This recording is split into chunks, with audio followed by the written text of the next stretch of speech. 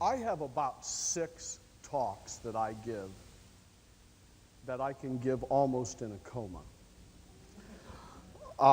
You were about to hear probably the most disorganized, disgruntled public speech I've ever given. And I'll tell you why. I've been in self-publishing since 1968, and some people say that if you get one good idea from a seminar, it's been worth your money. So far, I have 112, and I think Ted Nicholas deserves a hell of a hand for that.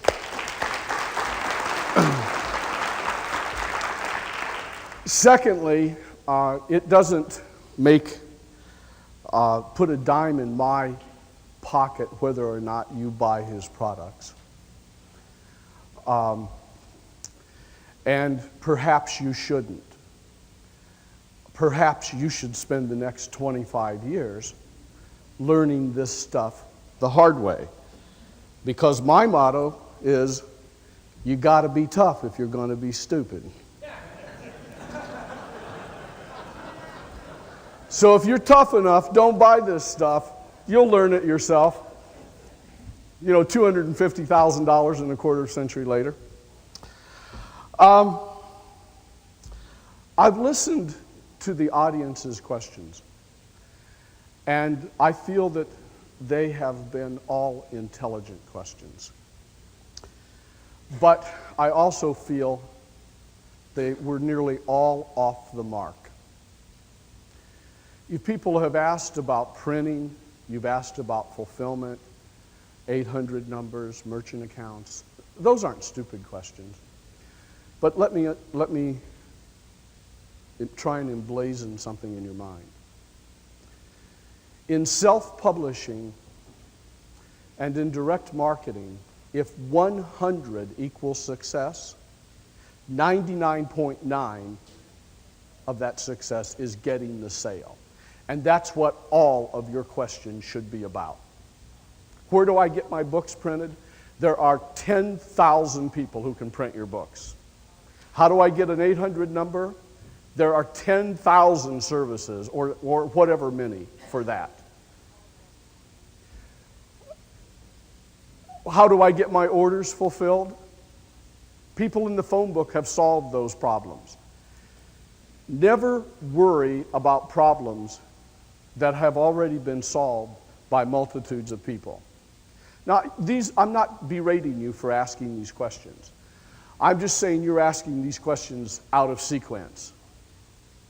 Because in the larger scene, the answers to those questions are of very little consequence. If you don't know the answer to the one big question, and that is, how can I sell my product on a cost-effective basis?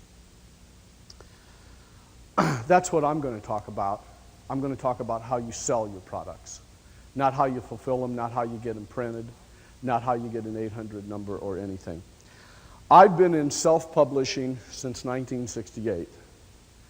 I have made so many millions of dollars that I have become a legend in my own mind. None of you should feel jealous about that, because I have the same capacity for keeping my money as a pig has for solving geometry problems. I've got a big earning capacity because I have to, because I'm so stupid about money.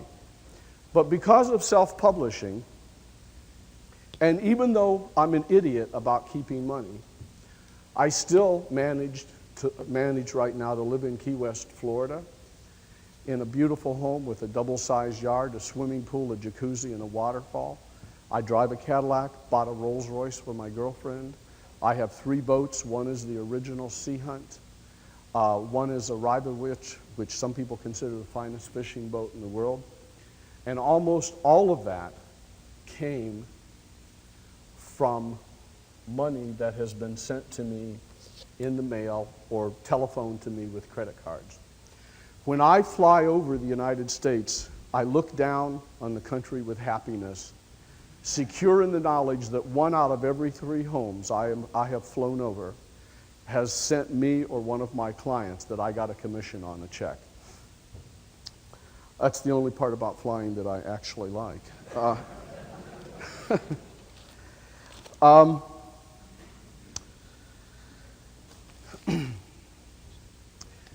If selling is the number one thing you have to concern yourself with, then the number one question you have to begin with, the bedrock, is what is it that I am going to sell? And Ted has offered you some really excellent suggestions on what to sell. And I am going to give you some almost foolproof suggestions on what to sell.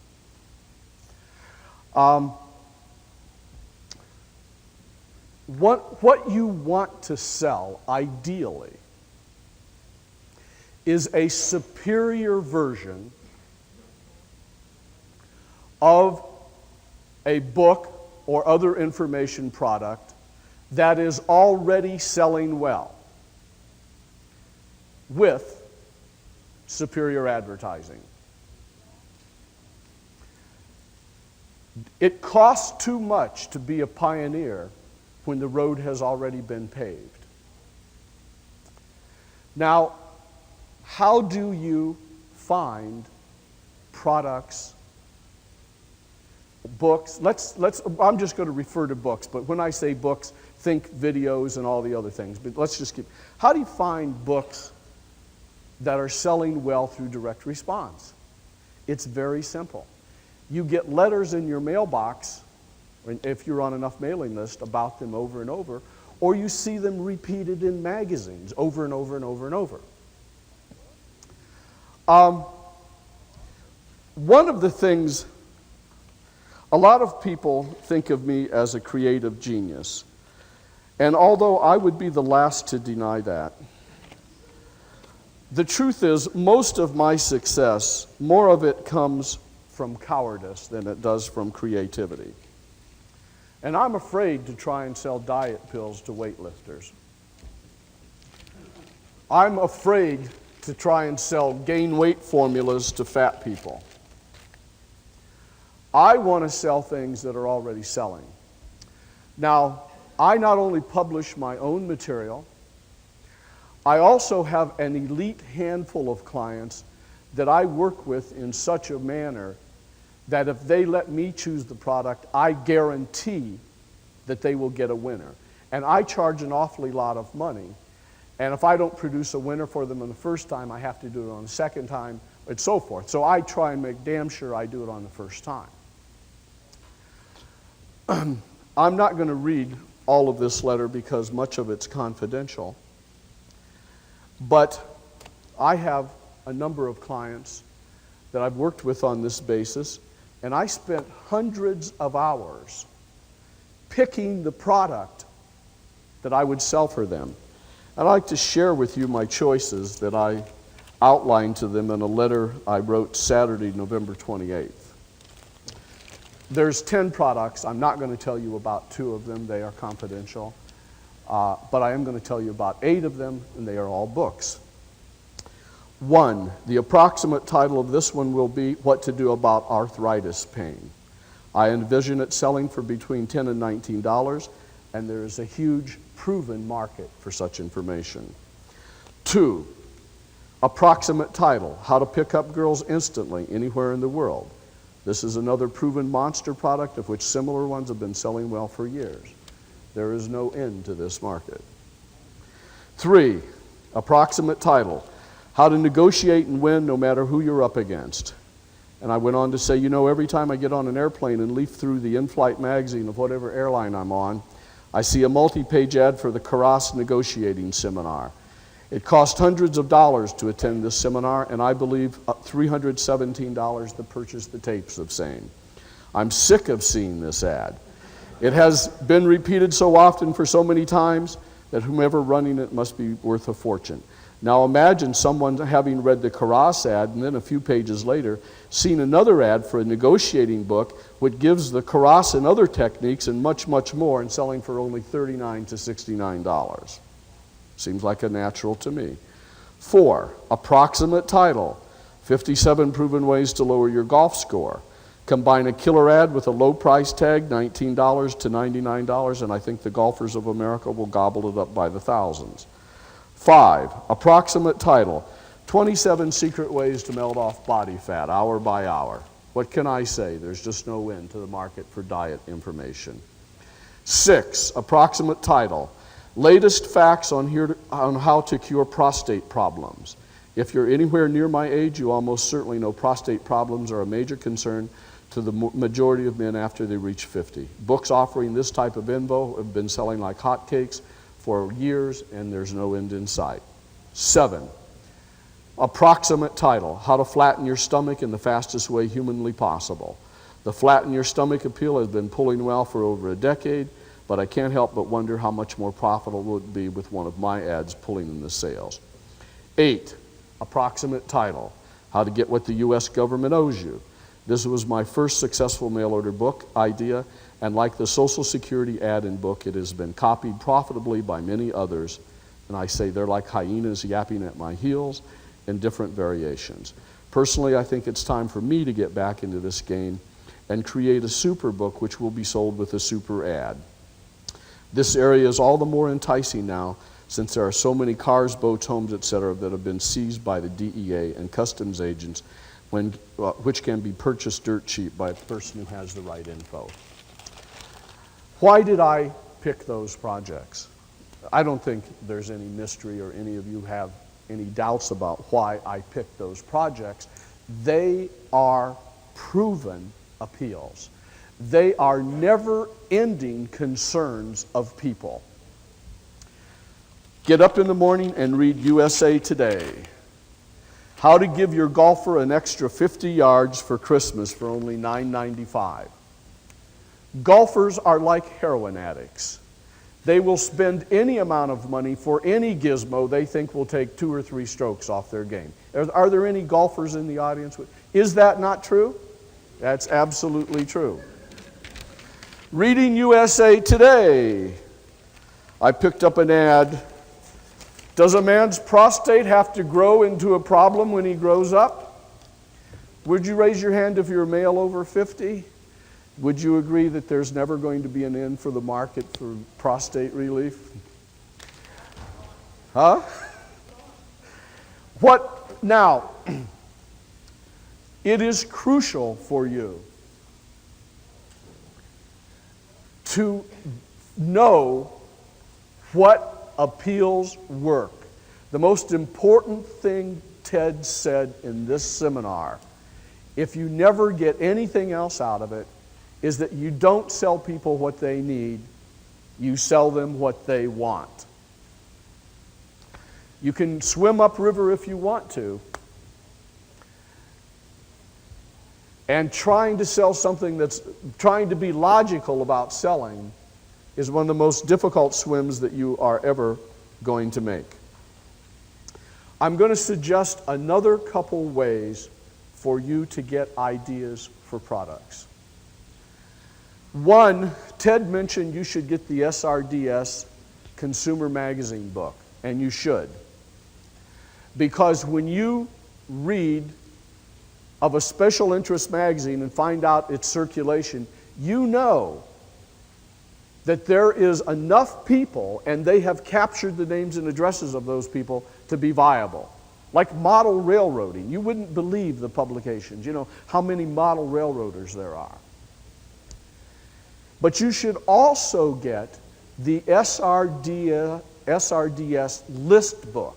And you should read the descriptions of those lists. It should be your nighttime reading. What they do is they list nearly every mailing list available in America. They tell you who owns the list, how to contact them. They tell you how many names are on the list, what the average unit of sale was, and what the appeal was and what they bought. And you will see lists all the way from a couple hundred names to 78 million names. Now, if you're going to put your time and energy into writing a book And writing is the single most difficult work in the world. Does it not make sense to write a book that's going to sell a ton of copies as opposed to writing a book that's only going to be read by your mother-in-law because she'd be too embarrassed to not to? And so if you read the SRDS list book, for example, and you find that last year 475,000 people purchased by mail a book on how to lose weight, and only 1,250 purchased another book on how to gain weight, what are you going to write your book about? How to gain weight? Got to be tough if you're going to be stupid. So you should, of all things you should become, is you should become a student of markets. Become a student of markets. Now, having said that, I am now going to talk about what I call selling formulas. And what I have learned is the best way to work with these selling formulas. What you really have to do is you have to get your selling presentation down on paper. That is the first step to every great marketing campaign. And then you have to translate that or permute it or reform it or adjust it into what I call delivery systems. I look at my sales message as a nuclear weapon and the delivery system as the vehicle that gets it to the consumer. And we're going to talk about some delivery systems and ways to make, that I have found through trial and error, to make those delivery systems more effective. No matter what form of direct response marketing you get into, you must understand the basic principles of superb direct mail. Because if you market through magazine ads, the most profitable point in your whole business process is the day you get the order from the ad and send that guy a first-class letter saying thank you, reselling him on he made a wise decision and giving him the opportunity to buy something else. That's direct mail. If you sell by television, it's the same thing. You've got to understand direct mail. I could talk to you about direct mail for the rest of this seminar, but I'm going to do a very condensed version of how I learned some very hard-won lessons. The first thing I ever published, well, the first thing I ever tried to publish was something called The Modern Homemaker's Budget Decorating Guide. And when I discovered the world of mail order and direct response, I was so enthralled by it. I read every book, bought every course, traveled to the Library of Congress. I would drive 100 miles to buy a $10 manual. I went to the library in Manhattan when I lived in Ohio and could hardly afford to get there. And I studied everything and I learned everything these advertising experts had to teach me about magazine advertising and direct mail. And I started working in direct mail and I followed all those rules and I just lost all my money. I went down the tubes. Many of you already know this, but there was a point in time I actually was spending the utility money to buy postage, to mail letters, and we would be sitting in a dark house with no running water waiting for orders that never materialized. And my wife, who is not my wife anymore, was a very stubborn, pig-headed woman who thought that living in a dark house without running water was a sucky way to live and said, if you're going to continue doing this, you better damn well figure out how to do it. So I went down to my basement and I put myself in a mindset that I call ice brain. And I said, what would you do if you had to write a letter to somebody and ask them to send you money, and if they didn't, the government would behead you. Then I thought, well, I'd learn some of these tricks I used while selling Sarker Peters door to door. I wouldn't do all this other stuff. And very briefly, the way direct mail is supposed to work, according to advertising agencies, is like this. You hire an expensive copywriter to write your letter. You hire an expensive graphic artist to doll it up with expensive color artwork. Then you have a very expensive brochure made. Then you have an envelope with teaser copy written on the outside. Then you have a letter shop assemble all this. And because bulk rate postage is cheaper than first class, you have that postage printed on. It gets delivered to the post office. Postal employees, being very ambitious and vigorous about the job and happy to get your mail, they sort that mail as fast as they can. They send it through the postal system. All the other people in the post office system are really happy to be dealing with your bulk rate advertising mail, and the end courier hurries and delivers it to the prospect who's standing there with her whale box just waiting to buy another copy of a book like yours, and she takes it, rips open the envelope, writes a check, and sends it to you, and you get rich. It works slightly different than that. The way it really works is like this. If you do your mail like that, on the average, letter shops in America only deliver to the loading office of the post office 90% of the mail that they charge you for. I'm not saying all of them are dishonest. I'm making a generalization. There are some very good ones, very honest people. So you've paid for 100,000 letters and only 90% of them have gotten delivered to the post office. That's where they weigh them, and they give the letter shop owner a receipt that says that he delivered 100,000. How do you get a postal employee to do that?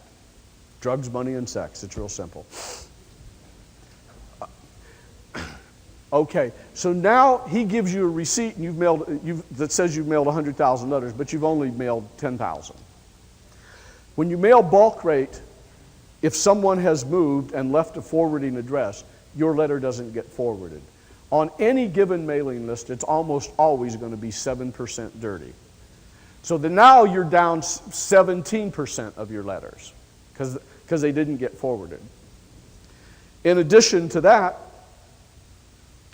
17% of properly addressed bulk rate mail that's obviously advertising gets thrown away from the post office. That's the average.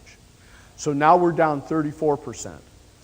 That means you paid for 100,000 direct mail sales letters, and you've got 66,000 of them delivered, if my math is correct.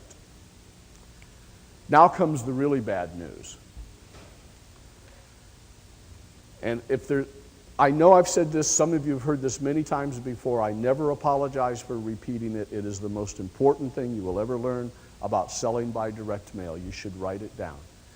The people of America sort through their mail while standing over a wastebasket. Of the type of mail I have just described, 75% of it gets thrown away unopened. That means if you mailed 100 letters, the way the advertising agencies and all the experts teach you to do it, all the phony experts, you mail 100 letters, you'll get 66 of them delivered, and 75% of that thrown away. What's that leave us with? 16 letters out of 1,000 that actually got to the target and got opened. Here's how to avoid that. It's my semi-famous A-pile, B-pile theory. I believe the people of America separate their letters into two piles. One pile I call the A pile, which is everything that is or appears to be a personal letter. The B pile is everything that's obviously advertising. Everybody always opens all of their A pile mail. Most 3/4 of all B pile mail is thrown away unopened. How do you get your mail in the A pile? It's very simple. Suppose you like or dislike what I have to say here and you decide to write me a letter about it when you go home.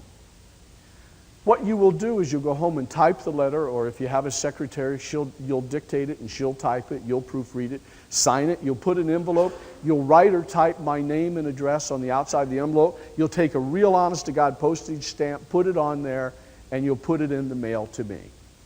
Right? You won't put any teaser copy on the outside of the envelopes. Personal messages don't have that. Did you ever get a letter from your lawyer where on the outside of the envelope it said, "Here's hot news about your new lawsuit"? Did you ever get a letter from that lady you had a one-night stand with in Atlanta where it said on the outside of the envelope, "Honey, you were great last night"? Personal letters aren't written that way. Personal letters, the biggest reason that people open an envelope, what is it? To find out what's inside. And if you say, "Here's how to get Time Life at half price," you don't have to open the envelope to find out what's inside, because you may not know all the specifics, but in a general way, you know what's in that envelope. A subscription pitch for Time Life magazine. So never use teaser copy, never use bulk rate. Now I'm going to tell you something that might surprise even Ted, because it surprised a lot of big marketers. You can use bulk rate in a way that will be more cost effective than first class mail, and you shouldn't do it anyway. I'll explain why.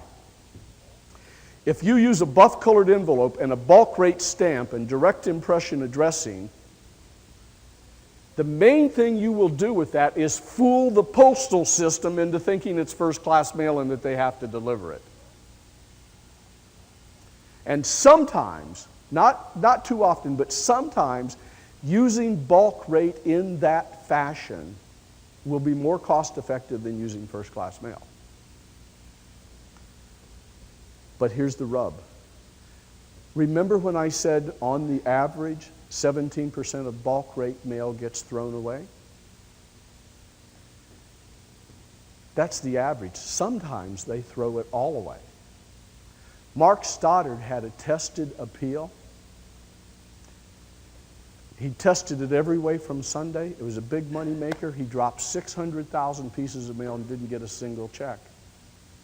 He went to Chicago to find out why. It was easy.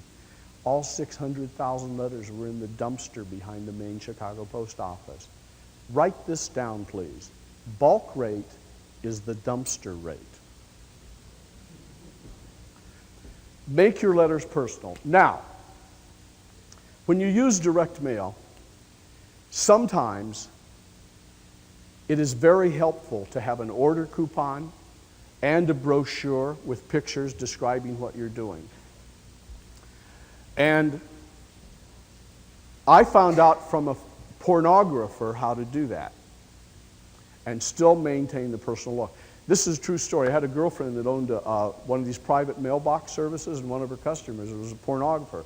And he sent out letters just as I described, a pile mail, but he had a white sealed envelope in there, and he said, "Contents." He said, "Warning, do not open this envelope if you are offended by explicit pictures of naked women doing absolutely insane, debauched things, And I got to thinking about that. That's a hell of a good idea for much more palatable marketing things. So I still use brochures sometimes. I still use order coupons and so forth. But what I do is I put them in a plain white sealed envelope and say, "Please read this. Please open this envelope after you've read my letter." Do you see the difference? Selling is like seduction, but it's not rape.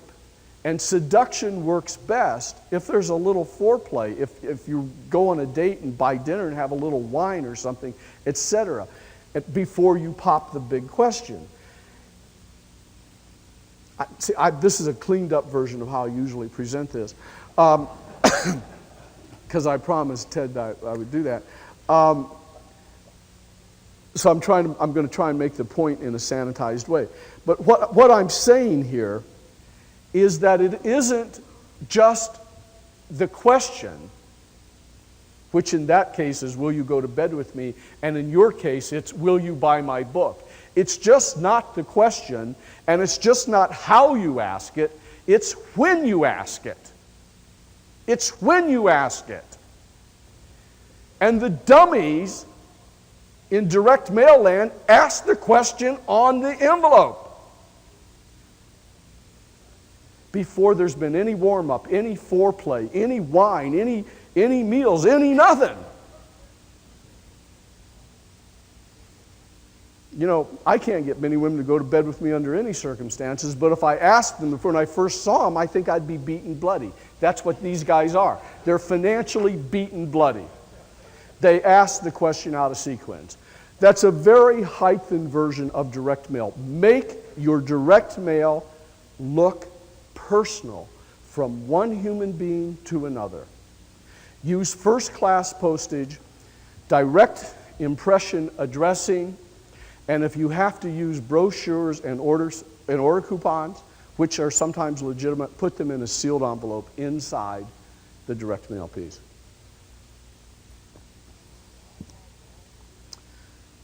When I followed all the rules those people had taught me, as I said, I failed so badly my utilities were turned off. When I followed the concepts that I just presented to you, I sat down and wrote a one-page letter, contained 361 words. I used to brag that it was the most widely mailed letter in history, that there was 140 million of them mailed. That was before the guy who bought the company was at a recent seminar of mine and revealed there have now been 500 million of them mailed. But when I was there, it took 40 women to make our bank deposit. We took in 20,000 checks a day. You know, that was back when making 100 grand a day was a big deal. I can't believe I sold the company and blew the money. Anyway. But I've been using those techniques ever since, and they work. And I ask you, do they not just make common sense? Listen, I want to see everybody raise their hand who automatically always throws away their personal mail. Now I'd like to see everybody raise their hand who routinely throws advertising mail around. Raise your hand. Look around. Everybody does it. Don't ever let anybody talk you out of this. That's one delivery system and how to strategize it. Let's talk about another delivery system. Another delivery system is print advertising. And you are getting some of the best advice I've ever heard from Ted Nicholas about print advertising. And what I'm going to say is very similar to what he's saying, and maybe it'll just reinforce it, or maybe it'll give you a slightly new perspective. Here is the best thing that could possibly happen to those of you who have a book you want to sell. This is the dream scenario. A reporter hears about your book. This reporter works for the New York Times Book Review. And he gets a copy of it and he reads it. And he falls in love with it. So much so that he wants to meet the author. Or authoress, would that be correct? And he flies out to meet you. And not only does he fall in love with your book, he falls in love with you and your wife and your children and your dog and your cat and everything. And he goes back and he writes a full-page rave review about your book. And as a public service, in the last column of that review, he tells people the price of the book and how to order it. Now, I have a surprise for you. That is unlikely to happen. But you can make it happen. You be that reporter. And you write a rave review about your book that looks like an article. That's very important. There's another note you should take. Ads that have an editorial look, an article type look, get 500% more readership than ads that look obviously like ads.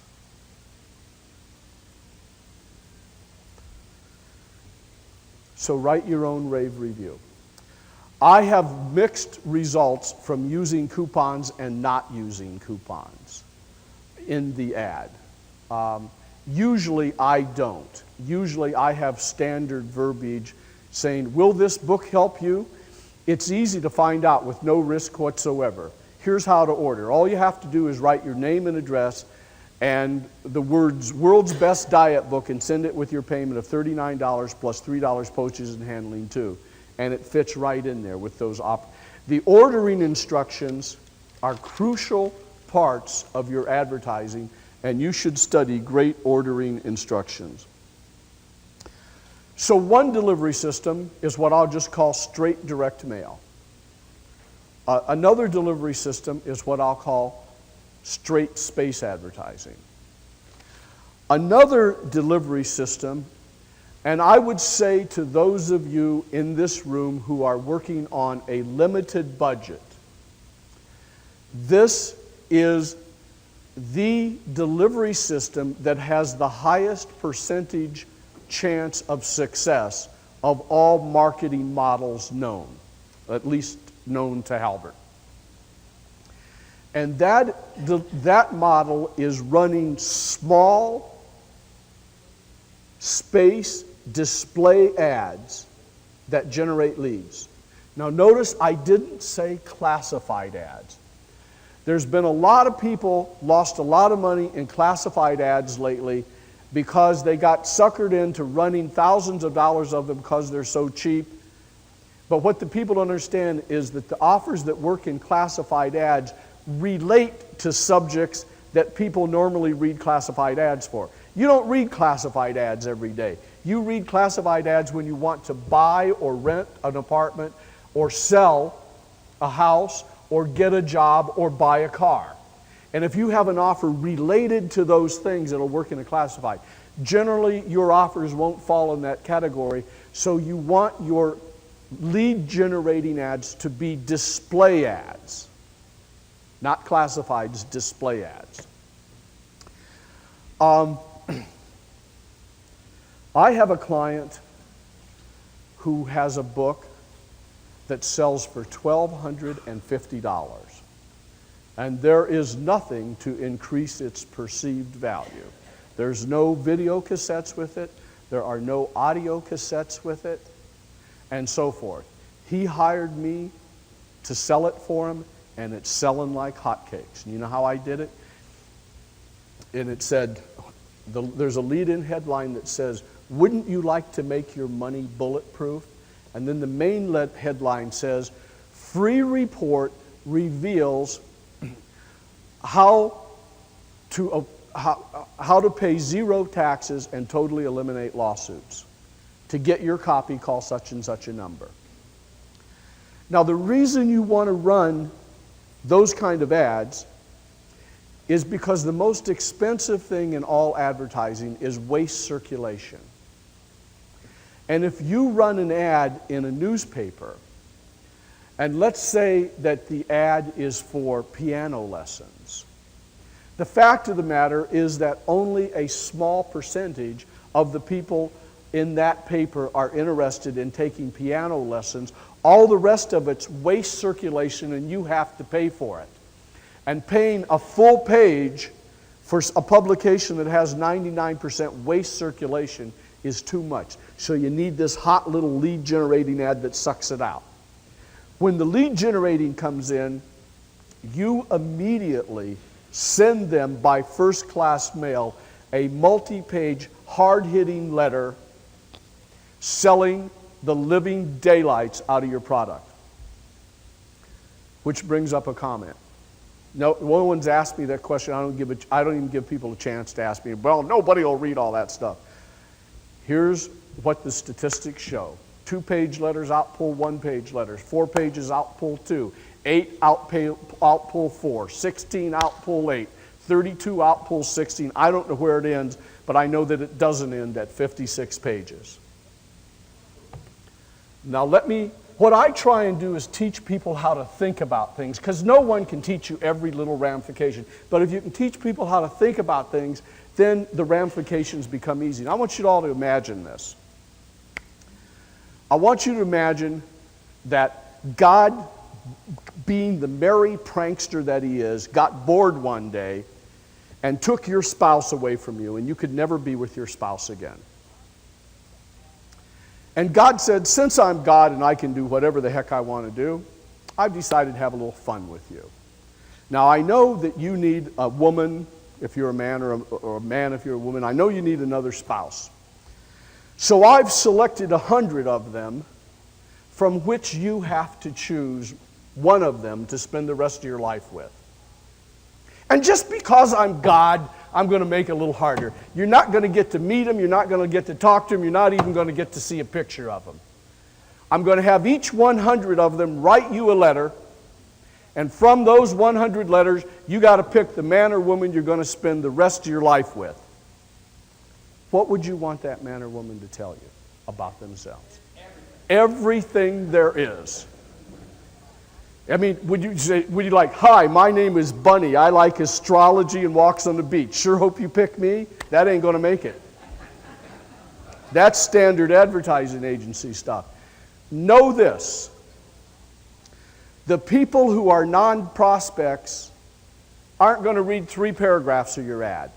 The people who are genuine prospects for your product want to know every single damn thing there is about it as long as it's still relevant. Do not worry about long copy as long as it's still relevant.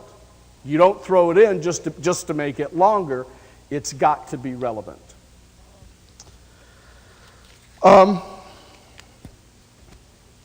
Another thing that you might be interested in product, in determining what to market.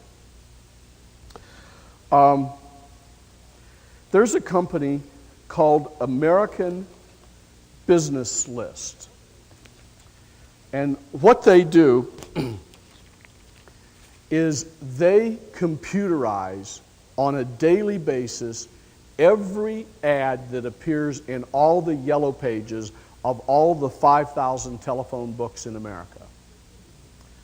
And that database is broken down by the size of the company, the type of the company, yearly sales, the manager's names, the telephone number, and the number of employees, etc.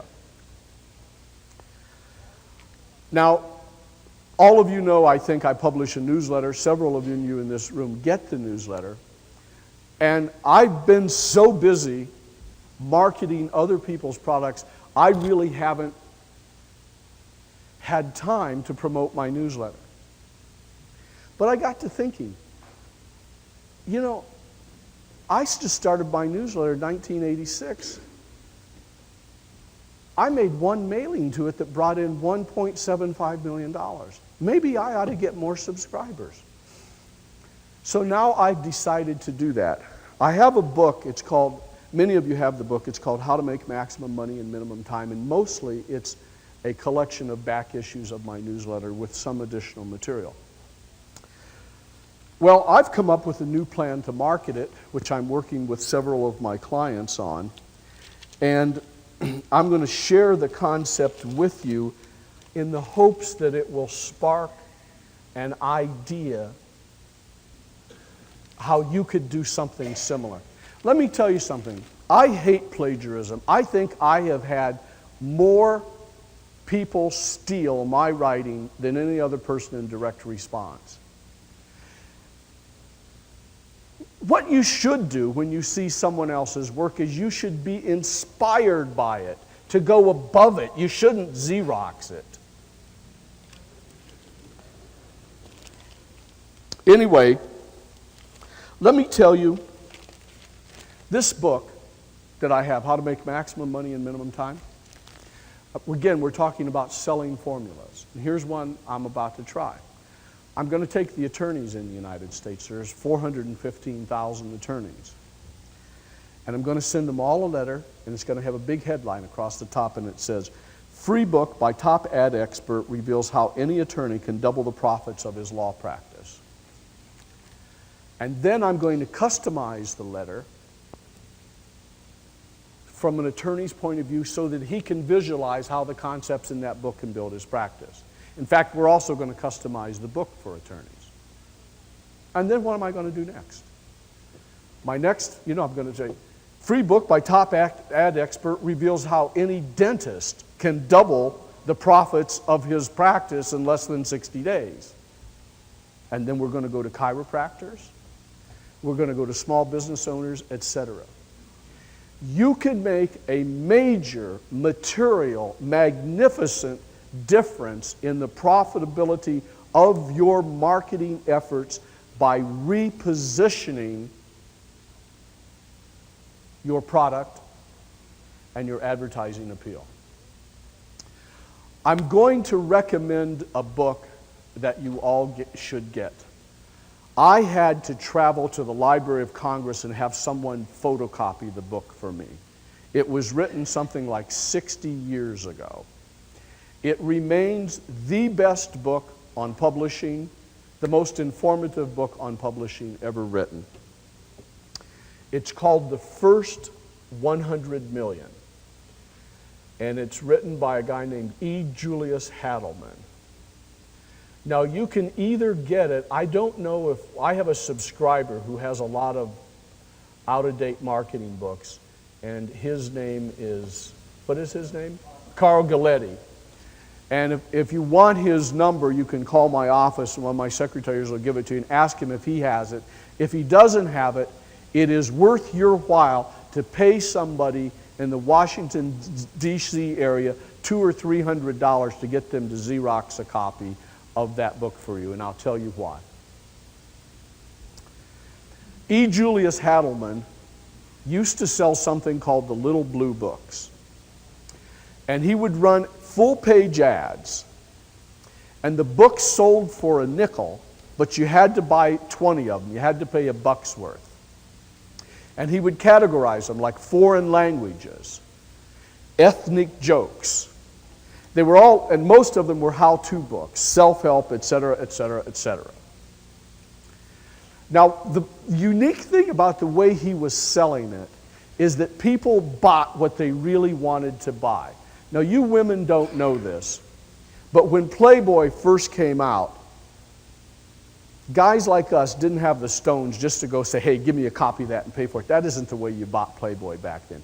You bought National Geographic, and you bought Time, and you bought Life, and then you bought Playboy, and you stuck it in the middle there, and then you took them up to the clerk, and it would be, and that's how you'd buy Playboy magazine when it first came out. Well, guess what? Hadelman, after he had sold 100 million books, kept statistics on every one of those books he sold, and he is able to rank the appeal of books in absolutely strict numerical order, and that ranking is almost 100% valid yet today because human nature never changes. Guess what the number one appeal for books is in America? You got it. Back then, it was what every girl should know and what every boy should know. They couldn't use the kind of titles we can now. But sex was the number one appeal. And Hadelman found out, as Ted Nicholas has told you, by changing the title of the book without changing a word of the concepts, you could increase the sales 500, 1,000%. Some good titles the best, if you're stuck for a title, you can never do better than How To. Some other good ones are Secrets of, The Art of, An Amazing Way To,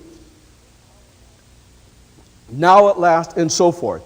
But he has those, and those titles make great headlines, and that book should be in everybody's library because it gives you an exact statistical representation of what is inside Americans' minds in rank order. And the information is as valid today as it was before. Let me see some of my notes, what I want to say here. Formulas. I sell a newsletter. If you are thinking about going into the newsletter business, you should know that is the most difficult form of information you can sell. The people who buy newsletters are the most intelligent and dedicated and real players in the world.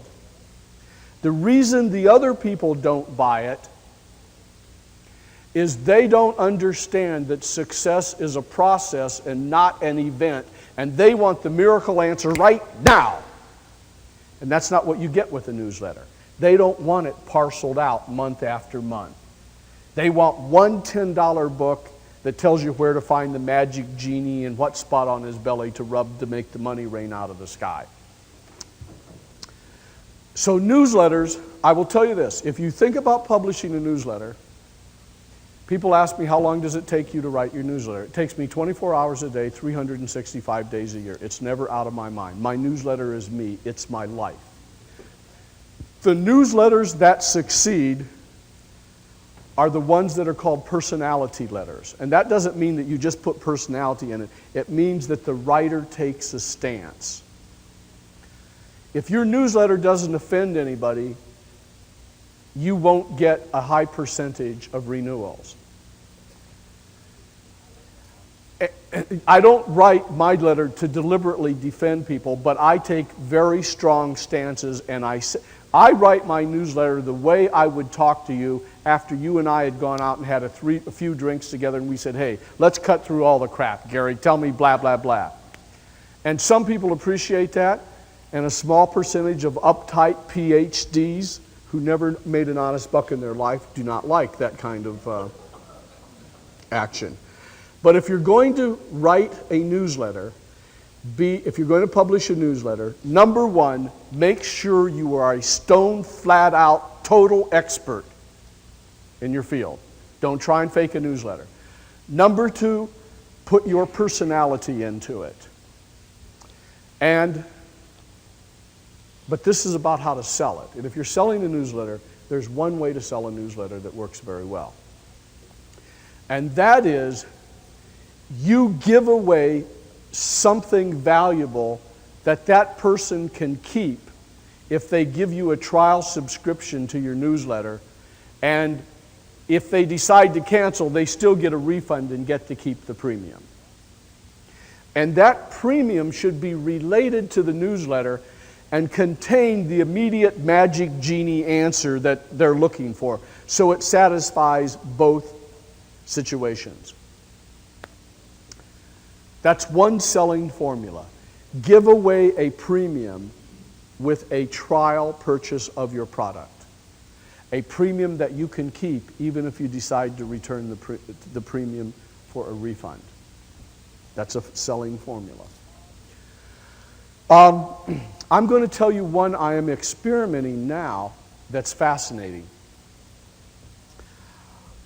I have found,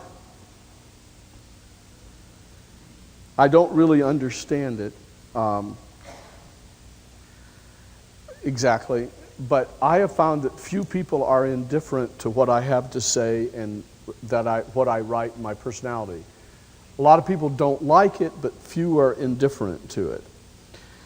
And I have found out that my flagship book, the Maximum Money book, is like a giant meat cleaver dividing a sea of humanity. And it takes all these ugly, dull, boring losers who are image conscious, and it puts them over here, and it puts all the players who want the straight scoop over here. And so it occurred to me, the more people I can get to read my book, the more people I will get to subscribe to my newsletter. Now I want to tell you a very interesting story with a very important marketing ramification. Probably the best media buyer I know, the most knowledgeable guy for opportunity type magazines, like Success and Entrepreneur and Income Opportunities, is a guy named Jay Flanagan. And he told me that blind ads, most of the ads in those magazines are blind ads. They offer a mystery secret. You know, I was broke, I was eating the bark off trees, sleeping in my car, and then all of a sudden it came to me and my whole life changed. And now I've got tons of women, 55 Rolls Royces, and 127 homes. And you can have it too if you'll just buy my secret for $10. Now my ad describes exactly what you'll get. It's very specific. But those blind ads outpull my specific ad by 3 to 1. But there's a major difference. When a person buys from one of those blind ads and he gets the book, as a general rule, that's the end of the business relationship. When a person buys my book, which was very specifically described, and finds out that it lives up to every promise I made and more, it becomes the beginning of the relationship. And a very high percentage of those readers go on to be subscribers, lifetime subscribers, clients, video and tape buyers, seminar attendees, etc. If there's anything you want to have etched in your mind about the marketing equation, it's what Ted said. You should think of yourself as building a relationship, not making a sale. Your first sale is the most unprofitable one you will ever make. But if you satisfy your customers and deliver more than they ever thought they would get, that is so rare in America that they will buy from you over and over and over. And I thought it might interest you to know something I'm experimenting with, because it may be a formula that possibly you could use if you have any high-priced products to sell. I ran recently an ad, 1 column wide, 13 inches high, describing my Maximum Money book. And it's a financial newspaper called Investor's Business Daily. And I offered the book for $10. I then ran another ad about a week or 2 weeks later. It was the same ad, except I offered the book free. Giving the book away free got me 3.2 times more orders than asking $10 for the book. The ads cost about $713 a piece, which means I have a little less than $1,500 in advertising in those books. Now here's what I did as they came in. This is a formula. As soon as we got the order for the book, whether it was a $10 order or the man got it free, the first thing they get is a personalized letter with a dollar bill attached to the top of it that says, "Thank you for ordering my book." Oh, I just say, I have a standard opening. Did you notice there's a dollar bill attached to this top of this letter? There are 2 reasons. Actually, there are 3 reasons. 1, I have something very important to say to you, and I want to make sure this letter would get your attention. 2, since what I'm writing about concerns money, I thought using a dollar as an eye catcher was especially appropriate. Here's what it's all about. Recently, you ordered my book, How to Make Maximum Money in Minimum Time. I am writing this letter to let you know that the book has been sent to you, will be sent to you tomorrow by first-class mail. The point of this letter is not to sell you on anything, because you've already bought the book. The point of this letter is to sell you on just reading it, because unlike other books, it doesn't contain a lot of hot air. It it lives up to all the promises, and I retell him what he's going to find out about when he reads that book. And at the end I say, you know, you can do, as far as the dollar is concerned, you can do whatever you want with it. You can buy yourself a beer, give it to charity, but let me tell you what I hope you do with it. I hope you frame it. And I hope a year or two from now, somewhere down the line, someone asks you about that framed dollar on your wall, and you say, well, that's the first dollar I ever had because of my relationship with Gary Halbert, and since then I've gotten over 1 million more. And I tell them it's happened many times, and it has. So imagine that you order a book. Would write this down. Astonish your customers. Astonish them. Astonish them. Astonish them with the quality of your service and your dedication and your products. Astonish them. The Japanese do it, and we are indifferent. Dave Barry went to a hotel in Japan. The faucet leaked. The whole place panicked. They sent a whole crew up there, 15 minutes. I'll bet you in the hotels of America, you're just a pain in the neck if your faucet leaks. They don't want to know you. Astonish your customers. It'll pay off so much. Imagine, you don't know me, many of you do, but if you had known me and you honored that book and the first thing you got was a letter with a dollar bill attached to it urging you to read it because you made a wise decision. You should see the letters I get just from that. Step 2 is I send them the book, first class priority mail. Step 3 is I send them a letter by Federal Express. And it's a short letter, it's a cover letter.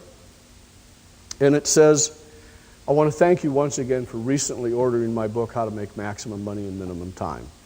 Say, listen, I understand human nature, and I know that a lot of people who buy my book are just voyeurs and wannabe and just would-be entrepreneurs and never will use any information no matter how valid it is. On the other hand, many other of the people who read my book are real hustling, ambitious, intelligent go-getters that realize the value of good information. And if you fall into this latter category, you're going to find the contents of of what's in the sealed envelope extremely valuable. And when you open it up, you find out my pitch, which I worked a month on, me and John Carlton, on how to become a lifetime subscriber, which costs almost $3,000. That's a formula. Now, you may be interested in knowing the preliminary numbers on that formula. At this point, it's paying out 10 to 1. Think of it, though. Think of what I'm doing. First of all, I'm making damn sure I'm selling the best book on the subject in the world. Secondly, I'm sending them a dollar bill thank you letter and suggesting they frame it because maybe 1 million more may come. Thirdly, I'm sending the book to them first class priority mail. And fourthly, I'm sending them a Federal Express sales letter. By the way, my company is the biggest user of Federal Express in Monroe County. We're even bigger than the military. And the thing is, have you ever dealt with a direct marketer that gives you that kind of attention? Formulas. Now, let me see what else I got of here. I want to take a look. Okay. Just a couple other notes, things you may be interested in knowing. When you mail direct mail the way I told you to using first class mail, if at all possible, deposit your mail at the post office on Saturday. You want your mail ideally to arrive on Tuesday, Wednesday, or Thursday. So deposit your mail on Saturday. Another thing that may interest you is that when you use direct mail, count the day you deposit your mail as day 1, and on day 12, generally, you will have half the orders you're going to get, half the money you're going to get. We call that double day. In first class direct mail, the 12th day is generally double day. When you advertise in newspapers, the first 2.5 days worth of orders is usually half of all you're going to get. If you advertise in a national newspaper like USA Today, and you offer them the option of ordering by phone and by mail, approximately, and this is very rough, don't rely on it, all the phone calls you get on the first day by 5 o'clock will represent approximately 10% of all the orders you're going to get.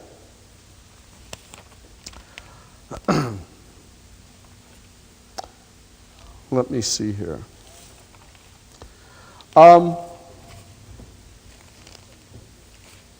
going to tell you one more story and then I'm going to conclude. Ted talked about active listening, active viewing, and active watching. You got to be conscious to make it in this world. You got to be alert, you have to be focused, and you should think of yourself, please write this down, become an opportunity detective.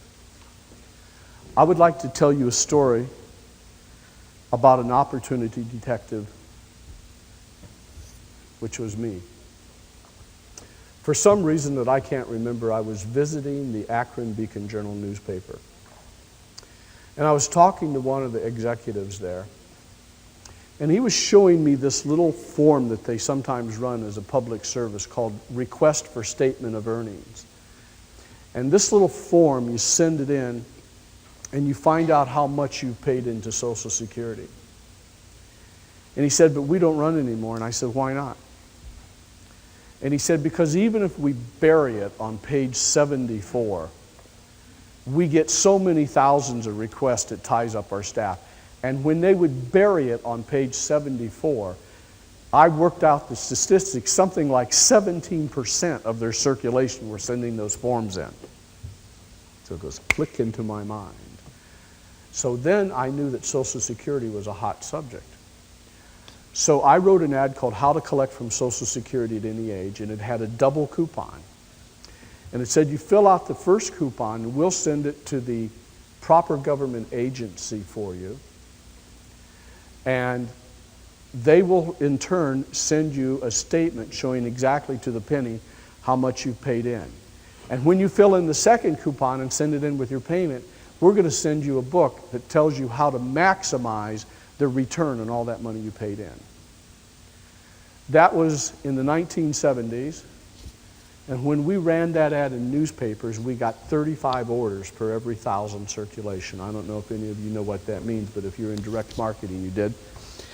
And we made a net profit selling that little book at $3 of $1 million. That book has been ripped off many times. So I decided to rip off the rip-offers, and I've written a new ad for one of my clients. It's called How to Collect from Social Security and Medicare at Any Age. And it puts all the new advertising techniques that I didn't know when I wrote the original ad. I'm going to conclude by asking a question of you. How many of you have books already that you want to sell? May I see your hands? How many of you are working on books you want to sell? How many of you would be interested in selling those books by the boxcars full without having to learn how to write copy, without investing any money, or without paying any printers or taking any risk whatsoever? Does any of you would like to do that? Well, good, because I'm looking for products to sell. And if yours is viable, I'll take it on, get the financing, write the ad, and do the whole thing and give you a commission. Does that sound like a pretty good deal? And I'm pretty good at it. That's all I have to say, except that one of the biggest mistakes people make in selling is that they forget to ask for the order. They get real shy about that. And I'm going to get off the stage now. What I want you to do is give me all a big hand.